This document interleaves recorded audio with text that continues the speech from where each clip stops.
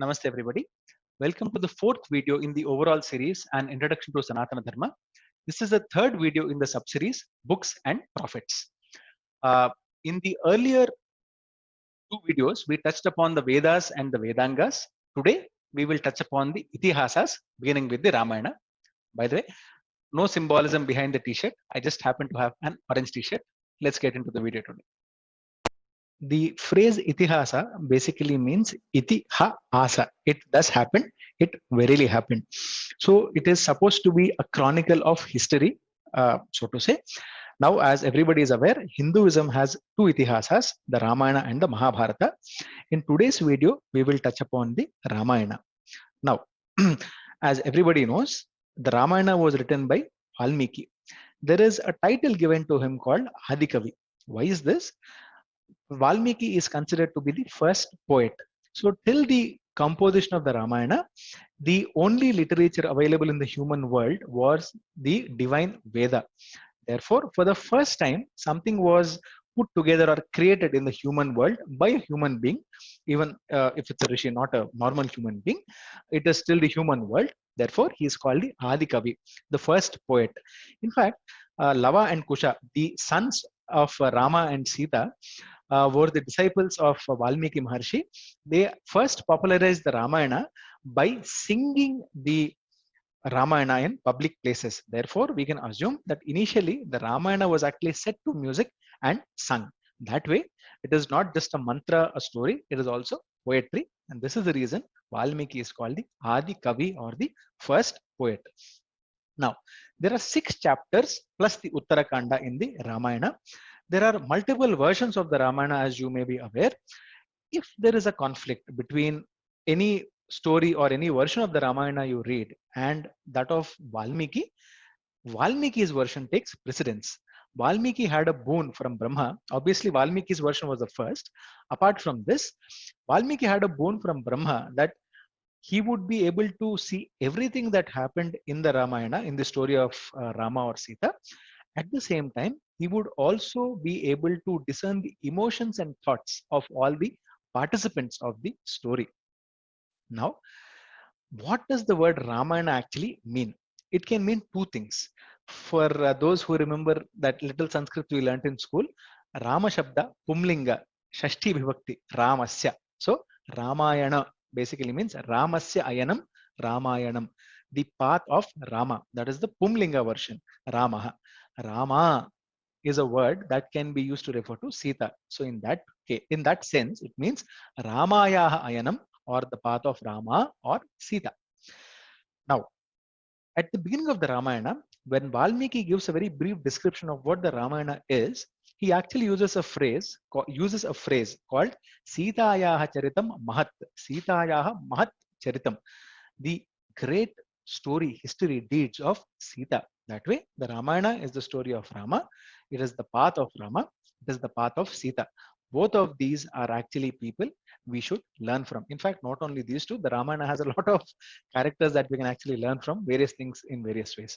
Now, let's look at the background of the Ramayana a little bit. How does the Ramayana actually start? The Devarshi Narada actually visits the ashrama of sage Valmiki. The sage Valmiki lists out 16 qualities and says and asks the divine sage Narada, in today's world, is there any person with these qualities? This is the surface meaning. Now, remember that these are two sages, two rishis. They operate at a different level of consciousness compared to you and me. Each of the 16 qualities can be used to describe a human being. They can also be used to describe Paramatma, Parabrahma, or the ultimate God. That way, what Valmiki actually asked Narada was, is God present in today's world as an incarnation? That is the actual meaning of the sage Valmiki's question that he put to the sage Narada. Now, we should look at the Ramayana in both senses. I'll tell you why.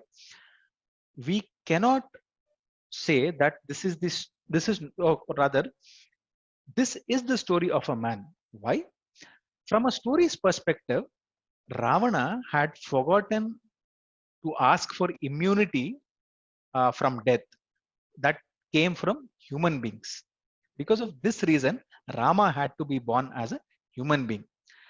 Not only this, from the beginning till the end, nowhere does Rama claim divinity. He always says, I am a human being. So if we think of Rama only as a god, we will say, okay, these actions are or these qualities are that of a god. A human being can never have these qualities. That is not really helpful. At the same time, we should not say Rama was only a human being for multiple reasons. One, I just told you that the 16 qualities that Valmiki lists out can be assigned to God also. Therefore, this is a story of God, not so this is not it. There are more reasons behind this. I'll explain. There are a couple of interesting relations between the Ramayana, the Valmiki Ramayana, and the Gayatri Mantra. What are these? The Gayatri Mantra describes Paramatma, Parabrahma, the ultimate God. Rama is said to be Parabrahma who incarnated as a human being. Also, I will not utter the Gayatri Mantra right now because there are certain rules for that. However, the Gayatri Mantra has 24 alphabets. The Ramayana, including Uttarakanda, has 24,000 shlokas. Every 1000th shloka of the Ramayana starts with the corresponding letter of the Gayatri Mantra.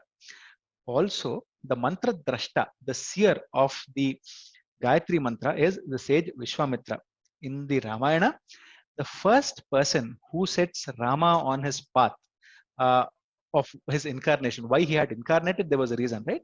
So the person who kind of announces Rama to the world and sets him on that path is the sage Vishwamitra. So this is a very beautiful relation that the between the Gayatri Mantra and the Ramayana, both talk about Parabrahma. For both of them, Valmiki, for the Gayatri Mantra, Vishwamitra is the Mantra Drashta, and in the Ramayana, uh, Vishwamitra announces Rama to the world. Also, every 1000th shloka of the Ramayana starts with the corresponding alphabet of the Gayatri Mantra. Now, with regard to the background, there is also a very interesting story. The Ramayana, so there is this concept called shloka from shoka. So, shoka obviously means sorrow. So, a shloka is said to have been born out of sorrow, and that was the genesis for the Ramayana. This is a very special shloka. What it means is Ma Nishada Pratishtham Twamagama Shashwati Samaha Yat Krauncha Midhunat Ekam Vadhihi Kamamohitam. The first letter Ma basically is negation, don't. Nishada means hunter. Pratishtham Twamagamaha, may you attain fame. Shashwati Samaha, for a very long time. Ma is don't. So, O hunter, may you not attain fame or may you attain infamy for a very long period or forever. Why? Yat krauncha midhunat ekam avadhihi kamamohitam.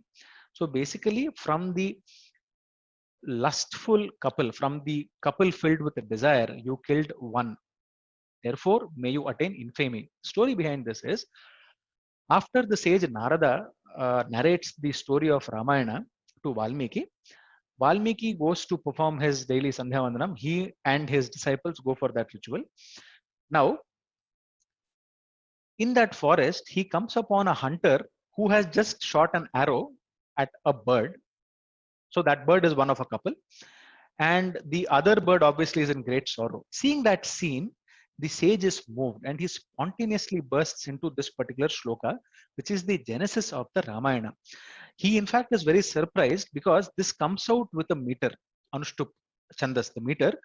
So he spontaneously, without knowing, without realizing it, bursts into a metrical poem. Now, this shloka is extremely special. Why? If you notice with these two slides, the only difference is I have combined the first two words into one. So Ma Nishada becomes Ma Nishada.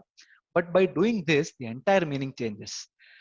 This shloka, in a way, captures the beauty of Hindu scriptures, the symbology, the levels of meaning, the beauty of the entire Hindu corpus of literature can actually be encapsulated in this one shloka in a way. How? Ma is also a word. So Ma in the earlier shloka meant don't. However, the letter Ma, the word Ma also means the goddess Lakshmi. Ma Nishada means he in whom Lakshmi resides. Srinivasa, Vishnu, God. Now look at the meaning from this sense. It says Manishada O Srinivasa Pratishtham Twamagamaha Shashwati Samaha. May you attain fame forever. Why?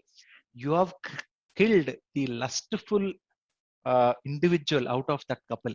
Now this shloka basically talks about the entire Ramayana in 2 lines. See, that is the beauty.